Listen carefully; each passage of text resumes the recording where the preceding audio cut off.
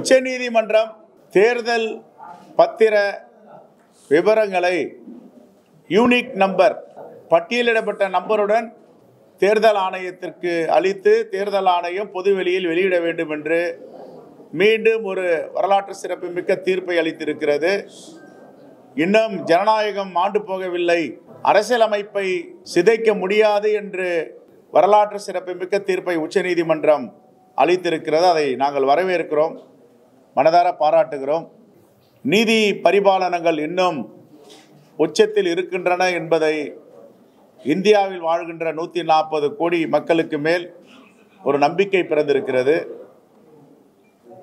எதற்காக தொடர்ந்து தகவல்களை கொடுக்க பாஜக அரசு மறுக்கிறது, மறைக்க முயற்சிக்கிறது? இதையெல்லாம் வெகுஜன மக்கள் தொடர்ந்து பாஜகவை பார்த்து கேள்வி கேட்டுக்கொண்டிருக்கிறார்கள். அம்மையார் நிர்மலா சீதாராமன் அவர்கள், நிதியமைச்சர், குஷ்பு என்ன சொன்னாரோ அதே கருத்தை மீண்டும் பிரதிபலித்திருக்கிறார். தமிழ்நாட்டு மக்களை பிச்சை எடுக்க வைத்திருக்கிறார்கள், பிச்சைக்காரர்கள் என்று சொல்லுகிறார். இதை வன்மையாக காங்கிரஸ் பேரியக்கம் கண்டிக்கிறது. இந்த நிலைக்கு ஆளாக்கியது யார் என்பதை நீங்கள் முதலில் சொல்ல வேண்டும். யார் உங்களிடம் பிச்சை கேட்டது? எந்த அளவில் தமிழ்நாட்டுக்கு நீங்கள் உறுதுணையாக இருந்திருக்கிறீர்கள்? 37,000 கோடி ரூபாய் 100 ஆண்டுகள் காணாத பெருமழை, காட்டாற்று வெள்ளம் தமிழ்நாடு பார்த்தது. ஒரு நையா பைசா கூட இதுவரை கொடுக்கவில்லை. ஆனால் ஒன்றுமே செய்யாமல், கொடுக்காமல் தமிழ்நாட்டு மக்களுடைய வரிப்பணத்தை மட்டும் எடுத்து உத்தரப்பிரதேசத்திற்கும் பீகாருக்கும் கொடுத்துவிட்டு தமிழ்நாட்டு மக்களை அவமானப்படுத்தியிருக்கிறார் நிர்மலா சீதாராமன் அவர்கள். பிச்சை யார் எடுக்கிறார்கள் என்பதை முதலில் அவர் புரிந்து கொள்ள வேண்டும். அமலாக்கத்துறை, சிபிஐ, இன்கம் டாக்ஸ் போன்ற நிறுவனங்களை அனுப்பி சோதனை என்ற பெயரில் மிரட்டி ஏறக்குறைய 7,000 கோடி ரூபாயை பெற்றிருக்கிறார்கள். அவர்கள் பெற்றது பிச்சையா? தமிழ்நாட்டு மக்களை பார்த்து கேட்கிறார, எது பிச்சை? இதற்கு நிர்மலா சீதாராமன் பதில் சொல்ல வேண்டும். சாதாரண குடிமக்கள் ஒரு சிம் கார்டு வாங்க வேண்டும் என்றால் கூட கருவிழியை பதிவு செய்கிறீர்கள், கைரேகையை பதிவு செய்கிறீர்கள். என்னென்ன ஆதாரங்களை பெற வேண்டுமோ எல்லா ஆதாரங்களையும் பெற்று ஒரு சிம் கார்டு கொடுப்பதற்கு ஒன்றிய அரசு உத்தரவிட்டு இருக்கிறது.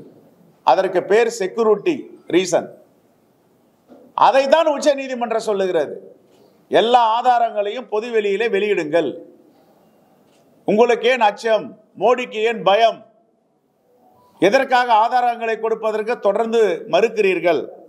இதுவரை மக்களுடைய வரி பணத்தை 24 லட்சம் கோடி ரூபாய் பாஜக அரசுக்கு, ஆட்சிக்கு யார் உறுதுணையாக இருந்தார்களோ அவருடைய கடன்களை தள்ளுபடி செய்திருக்கிறது பாஜக ஆட்சி. 24 லட்சம் கோடி மக்களுடைய வரி பணத்தை அள்ளி கொடுத்து விட்டு மக்களை பார்த்து பிச்சைக்காரர்கள் என்று பேசுவதை எப்படி ஏற்றுக்கொள்ள முடியும்? இதற்கு பகிரங்க மன்னிப்பு கேட்க வேண்டும். தமிழ்நாட்டு மக்கள் ஒருபோதும் பாஜகவை மன்னிக்க மாட்டார்கள். அதே போன்று மூத்த வழக்கறிஞர் ஹரிஷ் சால்வே ஏற்கனவே தொடர்ந்து வாய்தா கேட்டார்கள், கொடுக்கவில்லை. வழக்கறிஞர்கள் வாய்தா கேட்பார்கள். நிதி அமைச்சகம் வாய்தா கேட்டது, உச்ச நீதிமன்றம் கண்டிப்பாக இருந்தது. பிறகு தேர்தல் ஆணையம் வாய்தா கேட்டது, உச்ச நீதிமன்றம் அதை ஏற்றுக்கொள்ளவில்லை, நிராகரித்தார்கள். அதற்கு பிறகு உச்ச நீதிமன்றத்தின் பார் அசோசியேஷன் பிரசிடென்ட் அவரை வைத்து மேதகு குடியரசுத் தலைவருக்கு கடிதம் எழுதினார்கள், இதையெல்லாம் பொதுவெளியில வெளியிடக்கூடாது என்று. அதையும் நிராகரிக்கப்பட்டது உச்ச நீதிமன்றத்தால். இப்பொழுது மூத்த வழக்கறிஞர் ஹரிஷ் சால்வே அவர்கள், இதனால் பிரச்சனை தொழிலதிபர்களுக்கு ஏற்படும், நன்கொடை கொடுத்தவர்களுக்கு ஏற்படும், வருடக்கணக்கில் வழக்கு நடத்தப்படும் என்றெல்லாம் ஒரு அச்சத்தை தெரிவித்திருக்கிறார். என்னென்ன முட்டுக்கட்டை போட முடியுமோ நம் இந்திய குடிமக்கள் காங்கிரஸ் ஆட்சியில் டாக்டர் மன்மோகன் சிங் பிரதமராக இருக்கும் பொழுது கொண்டு வந்த தகவல் அறியும் உரிமை சட்டம், மக்கள் எல்லா தகவலையும் அரசியல் கட்சிகளை பற்றி தெரிந்து கொள்ள வேண்டும் என்ற அந்த உரிமையை வழங்கியது காங்கிரஸ் பேரியக்கம் டாக்டர் மன்மோகன் சிங் ஆட்சியில். ஆனால் இப்பொழுது தகவல்களை கொடுக்க மறுக்கிறார்கள். உச்சநீதிமன்றம் சொன்ன பிறகும் தகவல் கொடுப்பதை மறுதளிக்கப்படுகிறது. இதையெல்லாம் வன்மையாக கண்டிக்கத்தக்கது. ஒரு கொடுங்கோல் ஆட்சி, சர்வதிகார ஆட்சி நடத்துவது போல் மோடி ஆட்சி செய்து கொண்டிருக்கிறார். இதற்கெல்லாம் தேர்தலில் வரும்பொழுது அவர் பதில் சொல்ல வேண்டும். ஹரிஷ் சால்வே அவர்கள் மூத்த வழக்கறிஞர் கேட்பது எந்த விதத்தில் நியாயம் என்று தெரியவில்லை. டர்ன் ஓவர் பண்ணாத கம்பெனி எல்லாம் நிதி கொடுக்கிறார்கள். 500 கோடி ரூபாய் டர்ன் ஓவர் பண்ண கம்பெனி 400 கோடி தேர்தல் பத்திரத்தை வாங்கி நன்கொடையாக அளிக்கிறார்கள். இதையெல்லாம் ஹரிஷ் சால்வே ஒப்புக்கொள்ளுவாரா? சட்டத்தில் இப்படி இடம் இருக்கிறதா? எந்த தொழிலில் இப்படி 90 விழுக்காடு லாபம் வரும் என்பதையெல்லாம் அவர் உச்சநீதிமன்றத்தில் நீதி அரசர்கள் சொல்ல வேண்டும். ஆகவே பாஜகவுடைய முகத்திரை தினம் தினம் கிழிந்து வருகிறது. இந்தியா கண்டிராத மாபெரும் ஊழல், இந்திய மக்கள் கேள்விப்படாத நவீன விஞ்ஞான ஊழல் மோடி செய்திருக்கிறார்.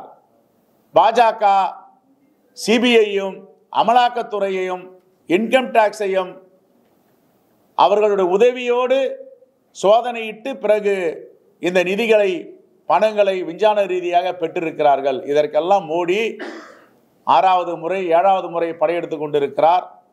நேற்றைக்கு கோயம்புத்தூரில் பேசியிருக்கிறார், இன்றும் சேலத்தில் பேச இருக்கிறார். இதற்கெல்லாம் பதில் சொல்ல வேண்டும். ஏன் தேர்தல் பத்திரிகை பற்றி வாய் திறக்க மாட்டேன்கிறார்? வாயே திறக்கல. அதானி அவர்கள் தூத்துக்குடியில் ஒரு அனல் மின் நிலையத்தை கேட்கிறாரு, கொடுக்கல. ஒரு நிறுவனம், சென்னையை சார்ந்த ஒரு சிறுபான்மை நிறுவனம், உடனே பிடிச்சி அமலாக்கத்துறை வச்சு உள்ள போட்டாங்க. இன்னும் அவர் வெளியில் வர முடியாத அந்த குடும்பம் சிறையில் இருக்கு. இதுதான், இது எங்க நடக்குது? இது மாதிரி ஆட்சி சீனாவில் கேள்விப்பட்டிருக்கோம், ஒரு நாடு ஒரு அதிபர் ஒரு மொழி ஒரு தேர்தல். வடகொரியாவில் கேள்விப்பட்டிருக்கோம். இதற்கெல்லாம் இங்கே இருக்கிற அண்ணாமலை என்ன பதில் சொல்ல போறார்? தமிழர்களை காட்டி கொடுத்து கொண்டு என்னென்னலாம் நாக்பூரில் இருந்து அவருக்கு வேலை திட்டங்கள் வருகிறதோ, தமிழர்களை நசுக்க வேண்டும், தமிழ்நாட்டு மக்களை ஒடுக்க வேண்டும், தமிழ்நாட்டு மக்களை கொச்சைப்படுத்த வேண்டும், தமிழ்நாட்டு மக்களை பார்த்து பிச்சைக்காரர்கள் என்று அவருடைய நிதியமைச்சர் பேசுவார்.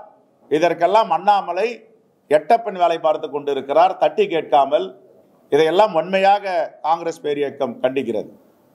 மாண்புமிகு உச்ச நீதிமன்றத்திற்கு எங்களுடைய வேண்டுகோள், பாராளுமன்றம் இருந்தால் ஜாயிண்ட் பார்லிமெண்டரி கமிட்டி அமைக்கலாம். இப்பொழுது பாராளுமன்றம் இல்லை, தேர்தல் நடைபெற இருக்கிறது. ஸ்பெஷல் இன்வெஸ்டிகேஷன் டீம் என்ற எஸ்ஐடி நிறுவி அதை விசாரிப்பார்கள். உச்சநீதிமன்றம் இதற்கும் ஆணை வழங்க வேண்டும். நாட்டு மக்களுக்கு என்ன நடந்தது என்று அந்த உண்மையை தெளிவுபடுத்துவதற்கு ஸ்பெஷல் இன்வெஸ்டிகேஷன் டீம், இந்த எஸ்ஐடியை நிறுவ வேண்டும் என்றும் நாங்கள் கேட்டுக்கொள்கிறோம். வேட்பாளர் பட்டியல் கேட்டீங்க.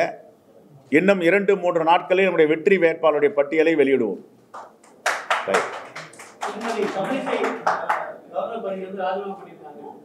மீண்டும் வந்து அவங்க கன்னியாகுமரி தொகுதியில போட்டியிடுறது திட்டமிட்டு பார்க்கறாங்க. அக்காவும் தம்பியை எதிர்த்து போட்டியிடுறதுக்கு வாய்ப்பு இருக்கா பார்க்கறாங்க. இல்ல, அதெல்லாம் இங்க அகில இந்திய தலைமை முடிவு செய்யும். நேற்றுக்கு கம்யூனிஸ்ட் தலைவர் முத்தரசன் ரொம்ப தெளிவா சொல்லியிருக்காரு. அம்மா, உங்களுக்கு உண்மையிலேயே நிற்கணும்னா வேற மாநிலத்தில் போய் நில்லுங்க, வடக்கு போயிடுங்க, டெபாசிட்டாவது வாங்குவீங்க, இங்கே நிற்காதீங்க. ஏற்கனவே ராதாகிருஷ்ணன் நகரில் நின்று இருக்காங்க அம்மையார், நோட்டா கீழே தான் வாங்கியிருக்காங்க. அந்த நிலை ஏற்படும் பரிதாபத்தோடு சொல்லியிருக்கிறார். அதான் எங்களுடைய கருத்து.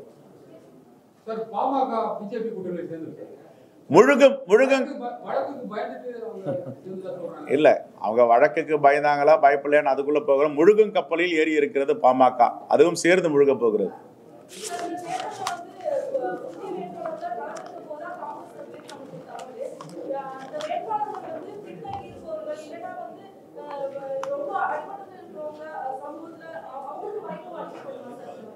காங்கிரஸ் பேரியக்கம் மட்டும்தான் எல்லா மக்களுக்குமான இயக்கம்.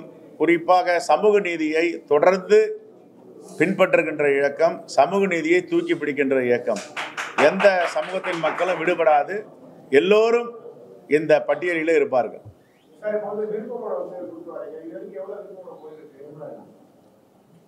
இன்னைக்கு தான் கொடுத்துருக்காங்க, தெரியல எவ்வளவு, நான் பார்த்து சொல்றேன், நாளைக்கு சொல்றேன். வயநாடு தொகுதியில் போட்டியிடக்கூடிய ராகுல் காந்தி மறுபரிசீலனை செய்ய சொல்லிட்டு காகித இல்லத்தோட பேரன் வந்து கோரிக்கை வச்சிருக்காரு. அதுக்கு வாய்ப்பு இருக்குமா? அவருக்கு என்ன? கண்டிப்பா அவர் எது இந்த நாட்டுக்கு சரியோ, தோழமை கட்சிகளுக்கு சரியோ, அதை சரியான நேரத்தில் சரியான முடிவு எடுப்பார் எங்கள் தலைவர் ராகுல் காந்தி. அதுல எந்த மாற்றம் தடுக்க முடியாது. ஏன்னா அவர் வந்து அன்பை பேசி போதிப்பவர், வெறுப்பு அரசியல் செய்பவர் கிடையாது பாஜக மாதிரி. அதனால ஒரு நல்ல முடிவு எடுப்பார். எங்களுடைய தலைவர் ராகுல் காந்தி அவர்கள், அகில இந்திய காங்கிரஸ் கட்சி தலைவர் மல்லிகார்ஜுன கார்கே அவர்கள் சூறாவளி சுற்றுப்பயணம் செய்ய போகிறார்கள். எங்களுடைய இந்தியா கூட்டணி வேட்பாளர்கள் பாண்டிச்சேரி உட்பட 40 வேட்பாளர்களையும் ஆதரித்து பிரச்சாரம் செய்ய இருக்கிறார்கள். தேதிகள் இன்னும் ஓரிரு நாளில் நாங்கள் அறிவிப்போம்.